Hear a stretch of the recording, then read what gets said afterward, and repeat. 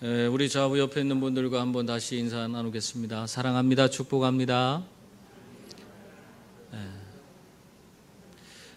호빙 이펙트라고 하는 그런 말이 있습니다. 이 프린스턴 대학에 다니던 토마스 호빙이라는 사람이 있었는데, 이 사람이 하도 모든 것이 학업에 흥미가 없어서 낙제할 위기에 처했어요. 그래서 결국 퇴학을 당해야 되는 그런 위기에 처했는데, 이 사람이 마지막으로 조속 과목을 들었다 그래요. 그랬는데 거기에서 교수님이 이 사람에 대해서 너무 칭찬하고 인정해 주는 것입니다.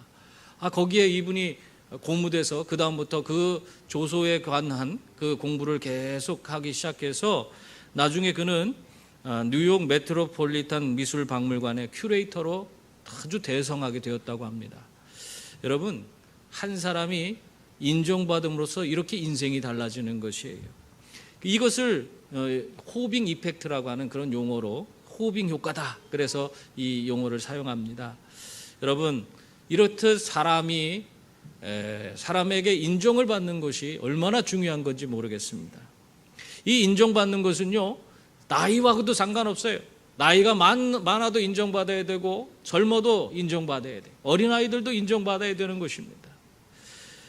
사람들은 누구나 인정받을 때 자기 가치를 존중받는다고 여기고 또한 자기의 인생의 진정한 어떤 의미 있는 삶을 향해서 나아가는 그런 사람이 되는 것입니다. 이 사람에게 인정받아도요, 이렇게 사람 자신에게 어떤 자신감을 주기도 하고 그 사람을 변화시킬 수 있는데, 하나님 앞에 우리가 인정받는다는 것은 얼마나 좋은 일이 되겠습니까? 하나 더 예를 든다면 스티비 원더라는 그런 흑인 가수가 있습니다. 이 사람은 눈이 보이지 않는 사람이에요. 그런데도 이 스티비 원더가 미국 가수로서 그래미상을 17번 탔습니다. 그뿐만 아니라 오스카상까지 거머쥘 수 있었습니다.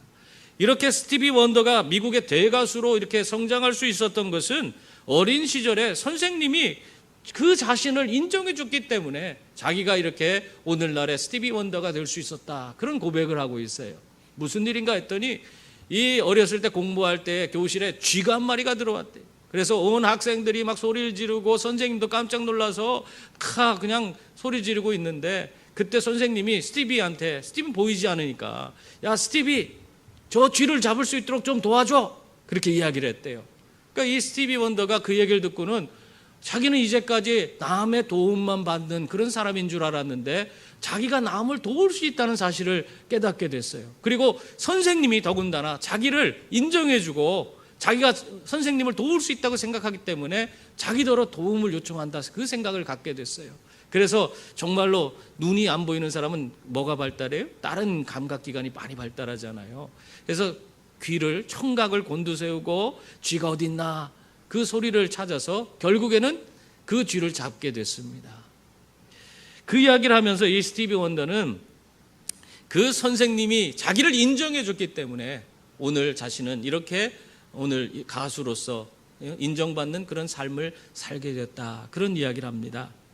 여러분, 이렇게 사람에게 인정받아도 그 삶의 가치가 달라지고 정말 그 삶이 완전히 새로운 방향으로 나아갈 수 있는 길이 열리는 것입니다.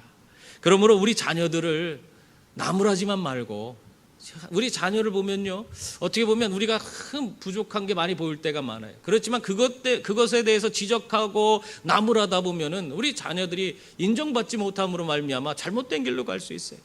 그러나 그 자녀의 1%의 가능성을 우리가 바라보고 그 가능성을 가지고 그를 격려하고 인정해 줄 수 있다면, 그러면은 그 자녀들의 앞길이 활짝 열리게 될 줄 믿습니다. 그리고 우리 교우들 사이에도 마찬가지예요. 어른들이라고 해도 마찬가지예요. 서로 인정해주고 그 사람을 존중해주면 우리들은 하나님이 우리를 통해서 이루실 위대한 일들을 우리가 온전히 같이 함께 감당하며 나아가는 그런 귀한 분들이 다 될 줄 믿습니다. 여러분, 우리를 창조하신 하나님, 그 하나님께서 사람의 가치를, 사람의 인정을 받아도 이렇게 사람이 참 귀한 그런 인생이 되는데, 우리를 창조하신 하나님의 인정을 받는 사람이 된다면 우리는 어떤 사람이 될 수 있겠습니까? 참 아무리 여러 가지를 생각해봐도 하나님으로부터 우리가 인정받는 삶을 산다는 것은 그것은 너무나 기대가 되는 거예요. 그리고 흥분되는 일이 아닐 수 없습니다. 어떻게 우리를 만드신 창조주가 우리 피조물인 우리를 인정해주고 그 가치를 그것을 존중해 준다고 그렇게 생각한다면 정말 이건 있을 수 없는 일이 아니겠어요? 그러니까 참 그것보다 행복한 일은 없을 것입니다. 오늘 성경에 보면은 그러한 하나님으로부터 이 창조주 하나님으로부터 인정받은 그런 한 사람을 우리에게 소개해 주고 있습니다. 그 사람이 누구냐면 바로 모세입니다. 이 모세는 하나님의 뜻을 알고 하나님 말씀대로 행하는 그런 사람으로 하나님께 인정받는 그런 사람이었어요. 오늘 37절 말씀을 보면 이스라엘 자손에 대하여 하나님이 너희 형제 가운데서 나와 같은 선지자를 세우리라 하던 자가 곧 이 모세라 그렇게 말씀하고 있습니다. 이 말은 신명기 18장 18절에 나오는 말씀이에요. 하나님께서 모세와 같은 선지자를 세우시겠다고 그렇게 말씀하신 그 예언의 말씀입니다. 앞으로 모세처럼 그들의 삶을 이끌어주고 인도하며 또 이렇게 그들의 이 모든 백성을 위해서 희생하고 헌신하는 그런 민족의 지도자를 보내주겠다 하는 하나님의 말씀입니다. 여러분, 하나님이 다른 선지자를 이 땅에 보내시는데 그 선지자에 대해서 어떻게 얘기하고 있어요? 모세를 빗대어서 모세와 같은 선지자를 보내겠다 할 정도로 모세는 하나님으로부터 인정받는 그런 사람이었습니다. 물론 모세는 하나님으로부터 이렇게 인정받을 뿐만 아니라 사람에게도 인정받는 그런 사람이었어요. 그런데 정말 그렇다면 이 모세와 같은 선지자는 대체 어떠한 사람을 말하고 있는 것인가? 우리가 한번 깊이 있게 생각해 볼 필요가 있습니다. 오늘 말씀에 나오는 선지자라는 말은 복수가 아닌 그런 단수형으로 쓰이고 있는 것을 우리가 살펴보면 알 수 있어요. 모세와 같은 선지자 했을 때 그 선지자가요, 선지자들을 의미하지 않습니다. 그냥 단수형으로 선지자 한 사람을 의미하고 있어요. 그러니까 모세와 같은 선지자를 앞으로 하나님께서 보내시는데 여러 명을 보내는 것이 아니라 몇 명을 보내신다? 한 명을 보내신다. 그렇게 말씀하고 있는 것입니다. 이 모세와 같은 선지자에 대해서 스데반은 뭐라고 하고 있냐면 모세처럼 하나님으로부터 직접 계시한 말씀을 가감없이 전해줄 수 있는 그러한 사람, 또 모세가 그 백성들이 우상 숭배에 빠졌을 때 자기 목숨을 걸고 그들을 위해서 중보해 주던 것처럼 그 백성을 위해서 자신의 목숨을 내어줄 수 있는 그런 사람이 앞으로 이 땅에 오게 되는데 그가 모세와 같은 선지자라는 것입니다. 또 38절에 보면 그것에 대해서 구체적으로 더 말하고 있는데 뭐라고 하고 있어요? 모세와 같은 선지자는 시내산에서 말하던 천사이고 또 조상들과 함께 광야 교회에 함께하던 분이시고 또 살아있는 말씀, 생명의 말씀을 우리에게 주시던 그런 분이다. 그렇게 말씀하고 있습니다. 이러한 모든 조건을 다 만족시킬 수 있는 사람이 누가 있습니까? 이 지금 스데반이 이야기하고 있는 모든 조건을 다 만족시킬 수 있는 분은 한 분밖에 없어요. 바로 예수 그리스도십니다. 그러므로 오늘 우리가 하나님 앞에서 하나님이 주시는 그 놀라운 은혜와 복을 누리면서 하나님의 인도하심을 따라서 살아가기를 원하신다면, 오늘도 하나님 말씀을 깨닫고 하나님 뜻대로 우리가 살아가기를 원하신다면, 그러면 우리는 우리의 삶의 중심에 이 예수 그리스도를 모셔드려야 하는 줄 믿습니다. 예수 그리스도를 모셔드릴 때 우리의 삶이 달라지는 거예요. 이 예수 그리스도는 내 삶의 모든 문제의 해결자가 되시고 또한 나의 힘과 능력이 되어주시는 줄 믿습니다. 예수님이 함께 하시면 그 인생은 분명히 달라져요. 삶에 분명한 목적이 생기게 됩니다. 그리고 담대하게 세상을 향해서 나아갈 수 있는 그런 힘과 능력도 주어지게 되는 것입니다. 여러분, 세상에서 아무리 우리가 여러 가지 어려움을 당하고 우리 삶에 해결할 수 없는 그런 엄청난 그런 일들이 나에게 닥쳐온다 할지라도 예수님께서 우리와 함께 하시면 우리가 그러한 사망의 골짜기에 있을지라도 우리를 건져주실 줄 믿습니다. 예수 그리스도께서는 우리를 그런 사망의 절망의 그런 골짜기에서 건져주실 뿐만 아니라 우리에게 또한 새 길을 열어주시는 분이시라고 성경은 말씀하고 있습니다. 그러므로 여러분, 직장에서 어려움이 있어요? 여러분 삶에 힘들고 고통스러운 그런 삶의 문제가 있습니까? 또 내 사업이 내 마음대로 되지 않고 뜻한 대로 이루어지지 않습니까? 우리가 그러한 삶의 문제 가운데서 우리는 어떻게 해야 됩니까? 바로 예수 그리스도를 내 삶의 중심에 모시는 그 일부터 먼저 해야 돼요. 예수님을 내 삶의 중심에 모시고 그분을 최우선으로 삼고 믿음으로 살아갈 때에 내 삶에 주어진 삶의 모든 문제는 다 주님께서 해결해 주셔서 정말 우리가 주님 안에서 진정한 삶의 기쁨과 참된 소망의 길로 나아가게 될 줄 믿습니다. 여러분, 우리 주님은요, 능치 못할 일이 없어요. 힘주시고 능력 주시는 분이십니다. 우리에게 최후 승리를 이룰 수 있도록 만들어주시는 분이 바로 예수 그리스도이신 줄 믿습니다. 이 예수님은요, 과거에도 계셨고 또 현재에도 우리와 함께 하시고 미래에도 살아서 역사하시는 분이 우리 예수 그리스도십니다.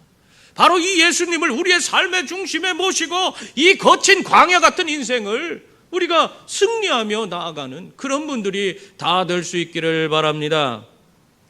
그런데 이스라엘은 이 모세와 같은 선지자이신 예수 그리스도를 외면해 버렸어요. 광야에서 모세를 외면하고 애굽을 그리워하고 우상을 숭배하던 이 이스라엘 백성들이 격에서 모세를 거절했던 것처럼 예수 그리스도를 그들을 구원하시고 그들을 참된 소망의 길로 인도하시기 위해서 이 땅에 오신 예수 그리스도를 그들은 외면해 버렸습니다. 여러분, 예수 그리스도는 그들의 삶의 모든 문제, 죄의 문제, 죽음의 문제, 그 모든 문제를 다 해결해 주시고 그들의 삶의 구원과 영생과 천국을 허락해 줄 수 있는 그런 분이십니다. 그런데도 불구하고 이 이스라엘은 이러한 예수 그리스도를 외면해 버리고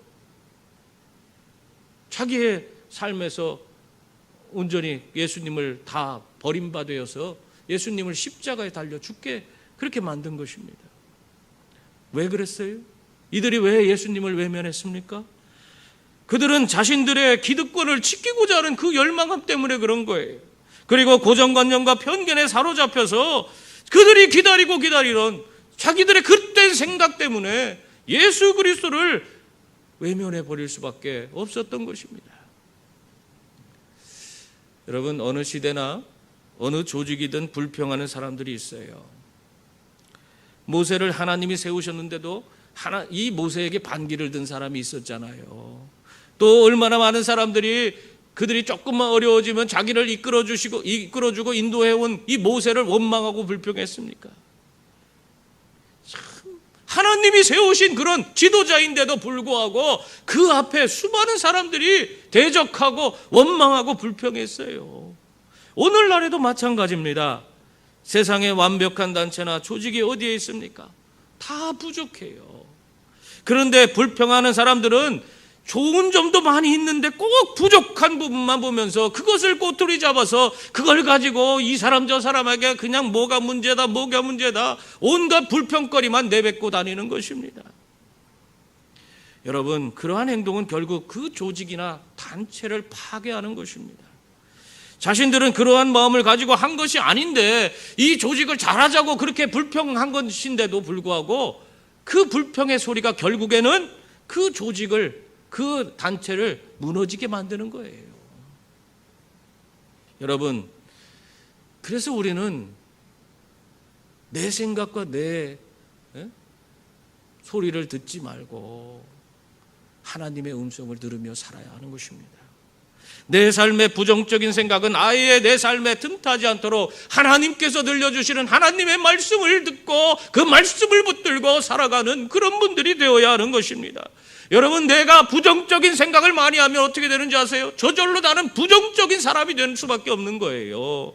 그러다 보면 그 부정적인 것 때문에 다른 사람에게도 해를 끼칠 뿐만 아니라 자기 자신의 인생까지도 망가뜨리는 그런 사람이 되는 것입니다.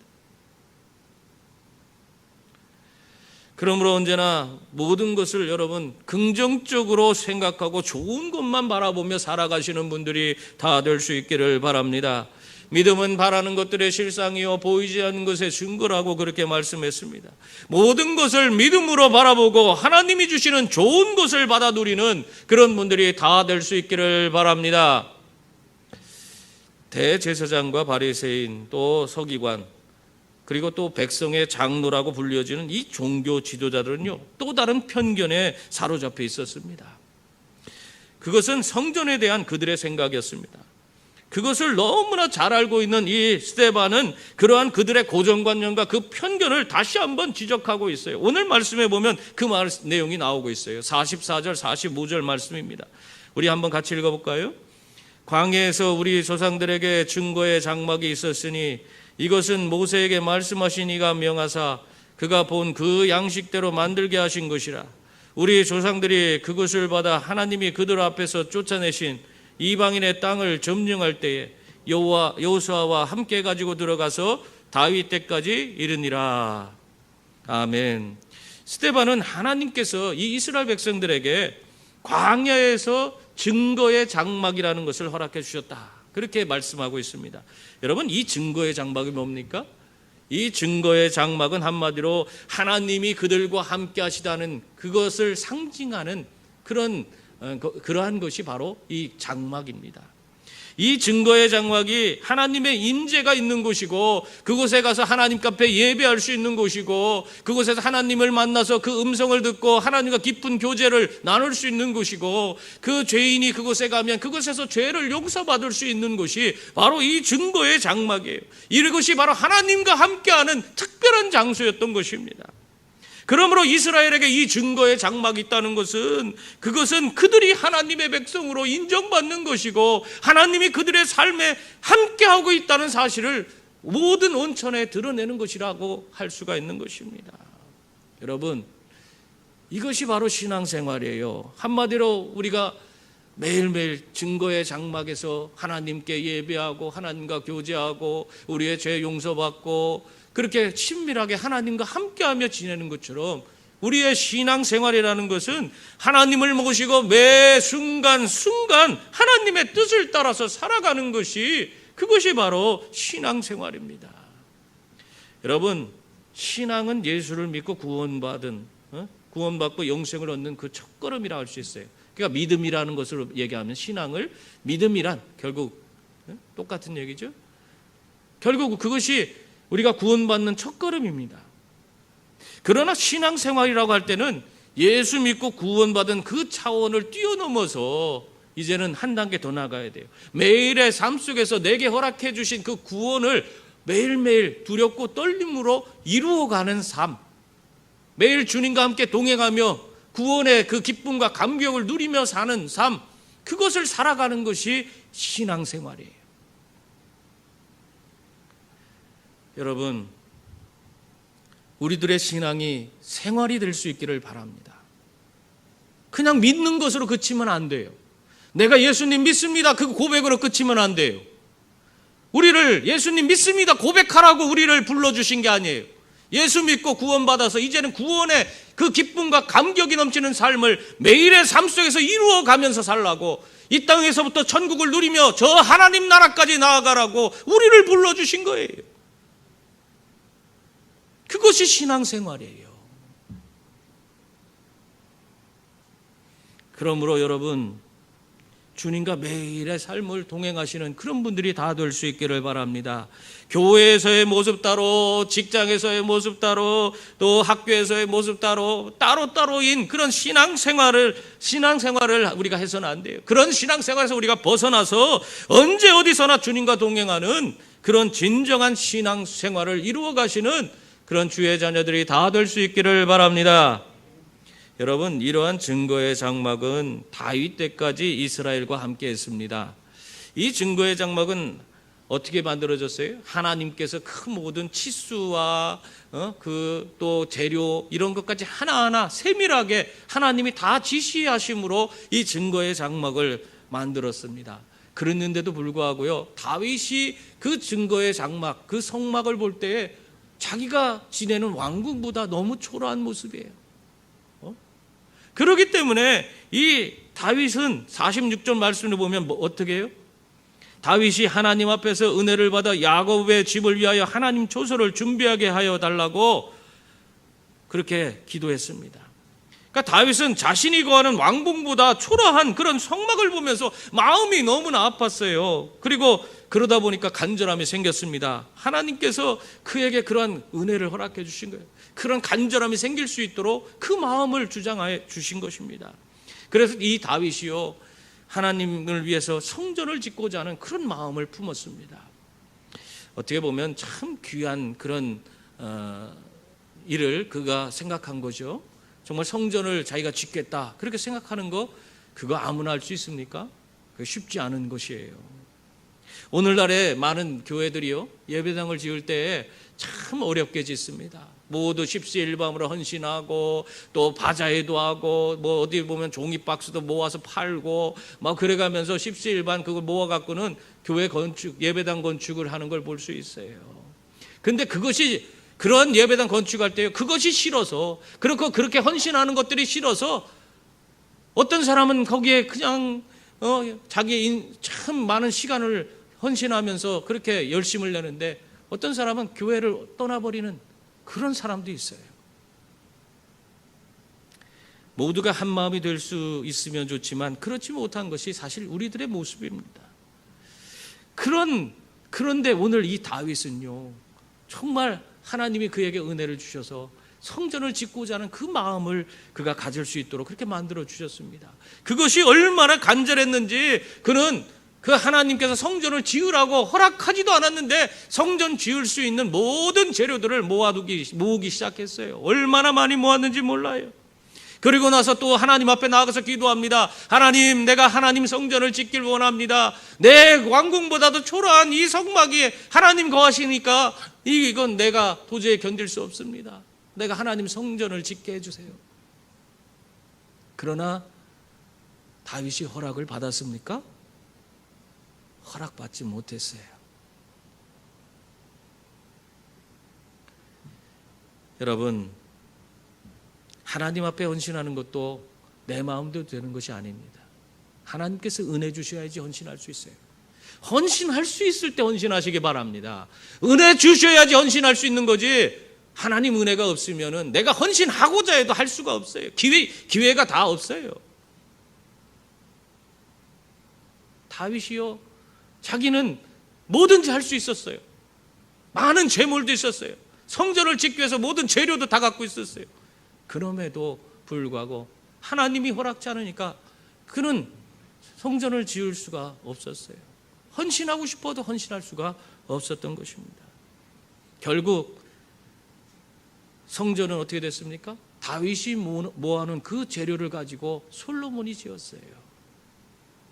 그러나 스데반이 오늘 뭐라고 하고 있습니까? 솔로몬이 아무리 화려한 성전을 지었다고 할지라도 그곳에 하나님이 계시지 않다면 아무리 화려한 성전이라도 무슨 소용이 있냐고 우리들에게 지금 질문하고 있는 거예요. 48절에서부터 50절까지 말씀 우리 한번 같이 보겠습니다. 그러나 지극히 높으신 이는 손으로 지은 곳에 계시지 아니하시나니 선지자가 말한 바 주께서 이르시되 하늘은 나의 보좌요 땅은 나의 발등상이니 너희가 나를 위하여 무슨 집을 짓겠으며 나의 안식할 초수가 어디냐?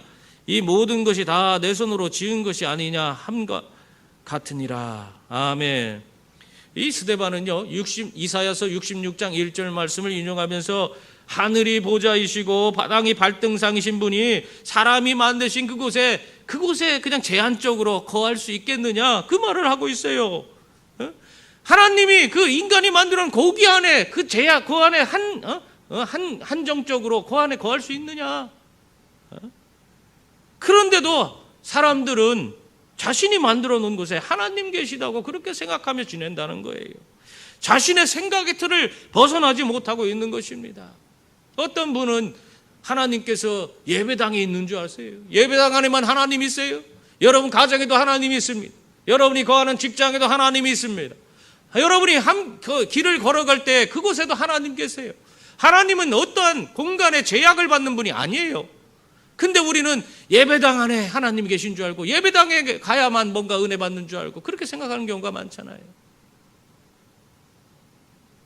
이 예배당은 그러한 분위기를 만들어서 돕는 역할을 하는 거지, 내가 하나님 앞에 더 집중할 수 있도록 돕는 역할을 하는 거지, 하나님은 예배당에만 있는 것이 아니에요. 어디에든지 계십니다. 여러분, 우리들의 신앙생활의 문제는요, 예수를 안 믿는 것이 문제가 아닙니다. 예수 안 믿는 것이 문제인 것 같죠? 그렇지 않아요. 오히려 우리들의 문제는 자기 방식으로 예수를 믿는 데 있어요. 하나님 관점에서 하나님을 바라보고 하나님 관점에서 내 자신을 바라봐야 되는데, 내 관점에서 하나님을 바라보고 내 관점에서 나를 바라보고 내가 원하는 대로 무엇이든지 내 주장대로 내 방법대로 해나가려고 하기 때문에 그것이 문제가 되는 것입니다. 다시 말하면 우리가 뭐의 기준을 둬요? 성경의 기준을 두고 성경적 관점으로 모든 것을 풀으며 모든 문제를 바라봐야 하는데, 자신의 생각과 경험과 자신의 방법을 가지고 신앙생활을 하려고 하기 때문에 문제가 되는 것입니다. 여러분, 자신의 생각과 경험, 자신의 방법을 가지고 신앙생활하면 어떻게 됩니까? 믿기는 믿는데 하나님의 뜻과는 전혀 다른 방식으로 신앙생활해요. 그런 목회자도 있고요, 그런 장로도 있고요, 그런 집사도 있고요, 그런 권사들도 있어요. 믿기는 믿어요. 근데 자기 방식대로 믿어요.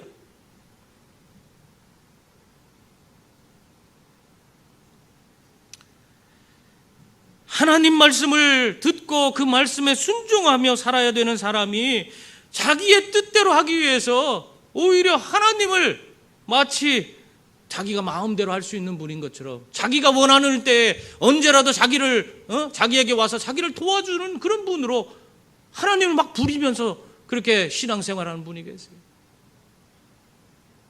이게 완전히 주객이 전도된 그런 신앙생활의 모습입니다.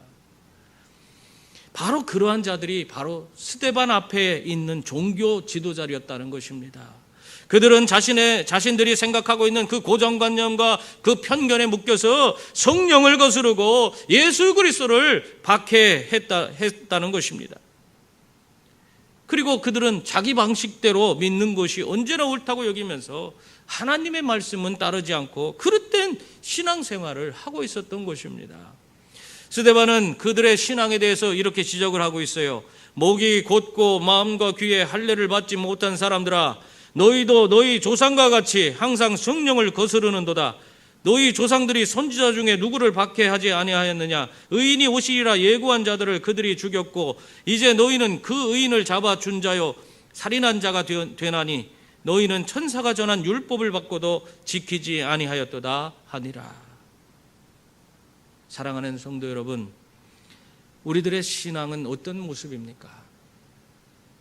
영적인 분별력을 가지고 오늘도 예수님을 우리 중심에 모시고 살아갑니까? 아니면은 예수님을 외면하고 내 방식대로 살아가고 있습니까?